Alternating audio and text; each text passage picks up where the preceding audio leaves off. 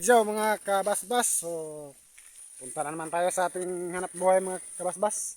May kasama akong mga bata mga kabasbas, oh. Aking team mga kabasbas. Tayo maghanap buhay. Nangunguha kami ng mga kabasbas, oh. Mga ang tawag nun, mga palwa ng niyog. Ito pong hanap buhay namin dito sa aming bukid mga kabasbas.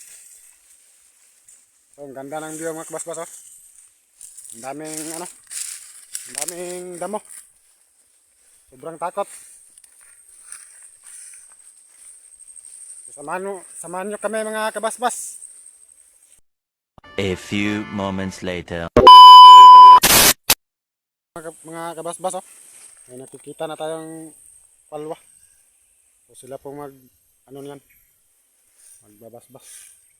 Ano kayo? Yure. Ito po si pangalan nito si April Ray Pardillo. Yung kapatid niya si Dan Yure. So yan po ng pamangkin ko mga kabasbas. Si Dan Kare Mendoza.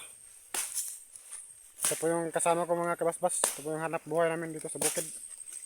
Yung isa naman magkukuha para siya mag-ipon para makakuha siya ng madami. Dito lang namin to babasbasin mga kabasbas, no, para hindi sila mahirapan. Kasi sobrang daming damo. May kasama rin kaming bata, oh. Alala. Alala. No. Kuha ka ng palwa.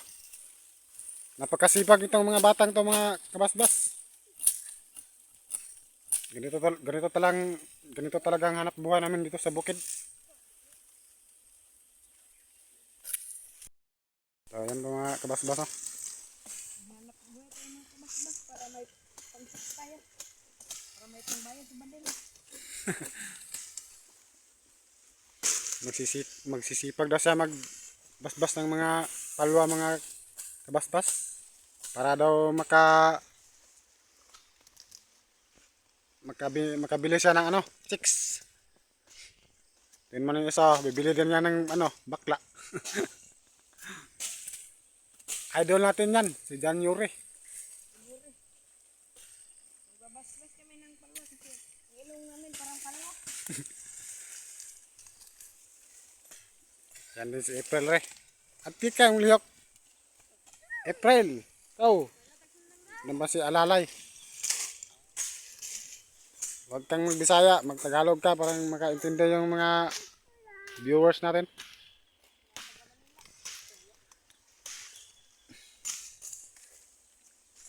Pasensya na kayo sa Tagalog namin mga kabasbas, ha. Hindi po kasi kami sanay magtagalog.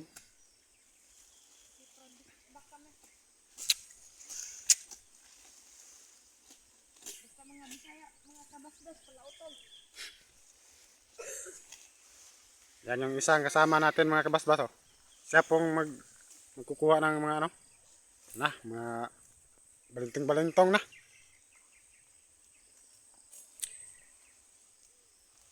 Ang isa marag bitok. Nilagnat kasi si Dan Yure.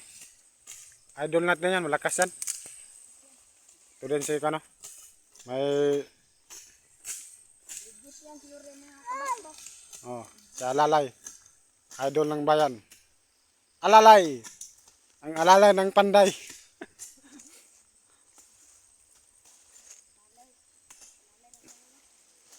Hindi talaga to kahiya namin tong trabaho mga kabasbas, kasi ito po yung hanap buhay namin dito sa bukid. Mag-iipon ng maraming palwa.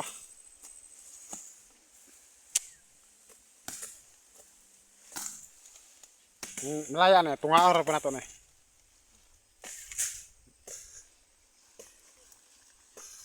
Sandig pa na siya. Ang dami nakatakot dito mga kabasbas kasi daming damo. Daming burikat dito mga kabasbas. Ang kate din ito, ang tawag dito burikat. Ang tawag din Sa Tagalog, buring. sa Tagalog daw, buring. Idol Yuri. Tagalog,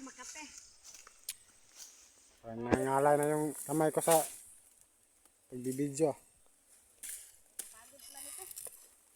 Nakapagod dito mga kabasbas. Nakapagod na din. Pagbakbak ng ilong na barwa. Ganyan lang pag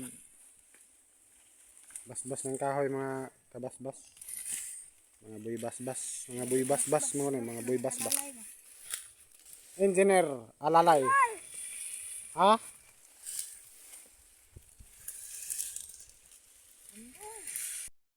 Si Idol April. Kinukuha niya ng palwa. Nahirapan siya sa kalisod. Kumuha ng palwa. Kasi sumasabit sa damo.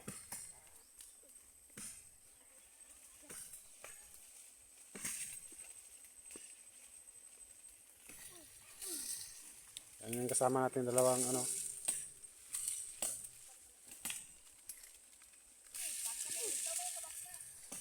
may gasto. Okay kami sa amin.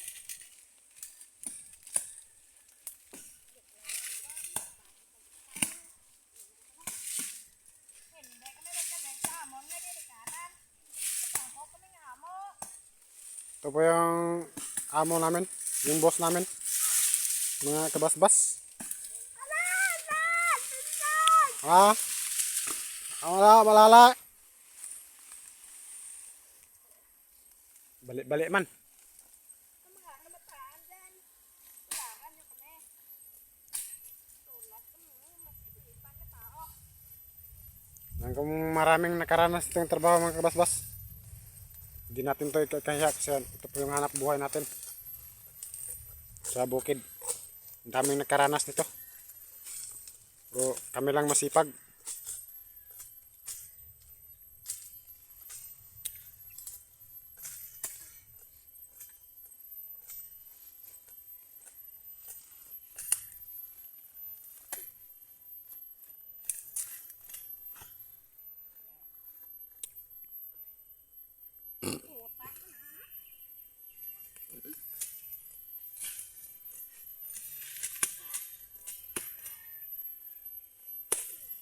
Lentek na ligwan. Nagapin mo lang ko. Madami pa tayong makukuha dito mga kabasbas. Kasi ang daming niyog. Ang dami na rin laya. Ang daming may ipon natin dito.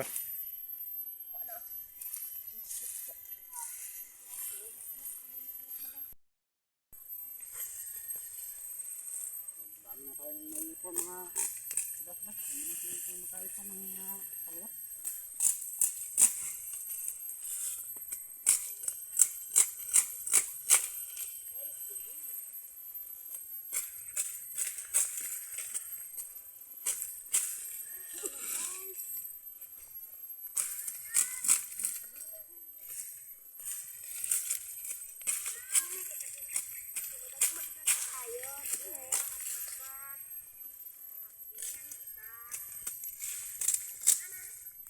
Ito lang maghanap buhay dito sa bukid mga kabasbas. Bilis lang matuto nito.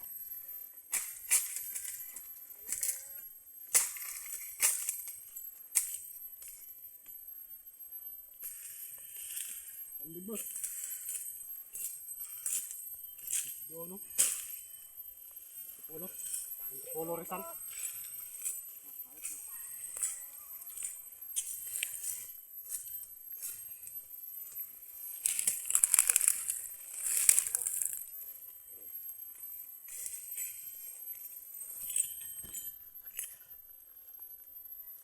Maghanap ka ng mga basbasan natin eh. Yan.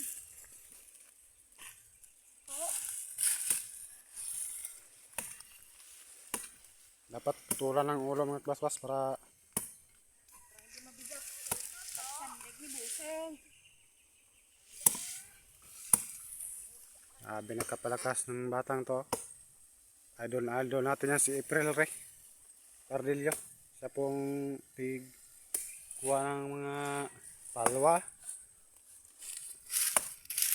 Kaya taga-ipon para mabasbasan namin. Bas natin to. Ipon mo yan.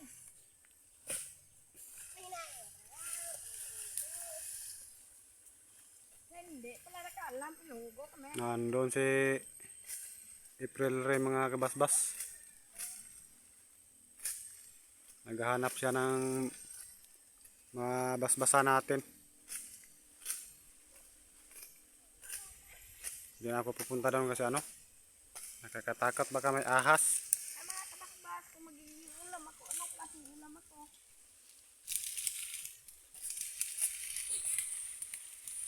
Ngalaya na. Wala na. Si Idol. Kaya po ng madaming palwa. Kailangan makadami tayo nito para abot Kwarta. para makapira.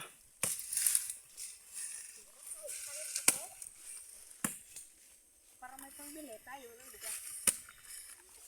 Pag ulan na ngayon mga kabasbas.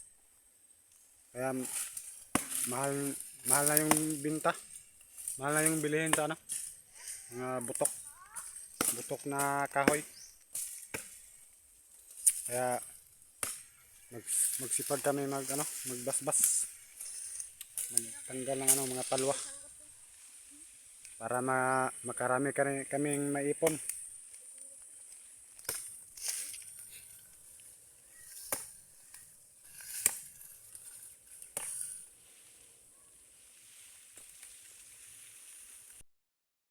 Danyore, nag-relax muna kasi napagod siya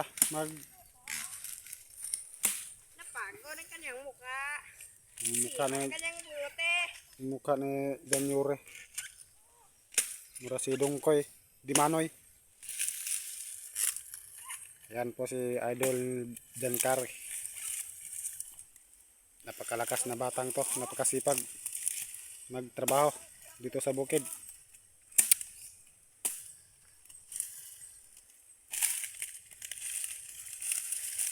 Mas malaki pa yung palwa.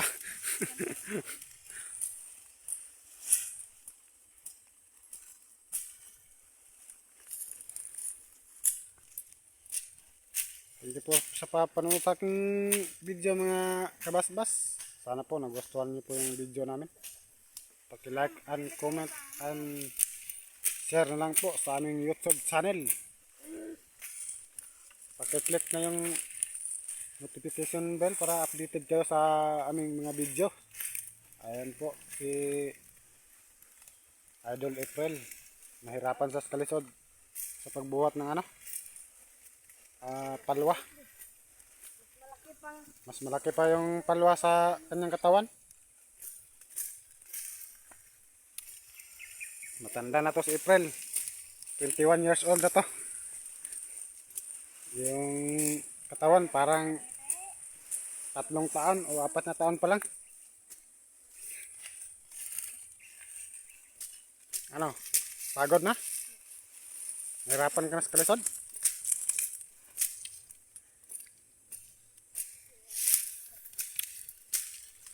Doon muna tayo sa dalawa. Ayan. Si Manager Danyuri Pardillo.